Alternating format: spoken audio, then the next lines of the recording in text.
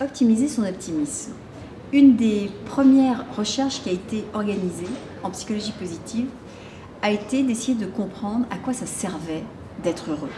Et pour ce faire, on est allé trouver des gens qui vivaient exactement de la même façon, qui mangeaient la même chose, qui respiraient le même air, qui avaient le même métier, qui vivaient dans les mêmes conditions, qui avaient le même nombre d'enfants, c'est-à-dire pas du tout, c'était plus simple.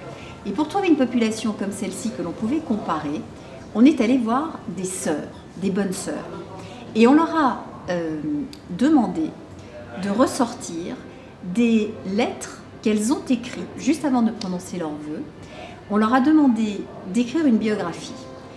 Et dans cette biographie, il y avait un certain vocabulaire qui était utilisé. On a donné ces lettres à des sémanticiens en leur demandant de repérer tous les termes optimistes des phrases qui avaient été écrites. Donc certaines décrivaient leur enfance en disant « j'ai grandi dans une ferme avec un frère, une sœur, j'habitais à tel endroit ».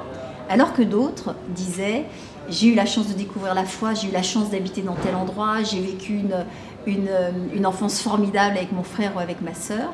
Et en comparant la quantité de termes optimistes et joyeux dans ces courriers, on est parvenu à se rendre compte que celles qui en contenaient le plus étaient des lettres qui avaient été écrites par des femmes qui ont vécu plus longtemps que les autres.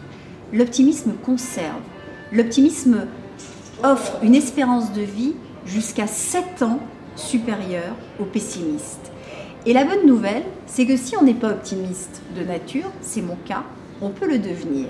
Et on peut se prendre la main dans le sac quand soit on doute de l'avenir, soit on doute de ses capacités, soit lorsque l'on réussit quelque chose, on ne s'attribue pas la victoire en pensant que c'est parce que l'examinateur était sympa. Non, c'est parce que j'ai bien travaillé. Ça, c'est d'être optimiste. Et de faire ça, de pratiquer ça, permet de vivre plus longtemps et d'aller moins souvent chez le médecin.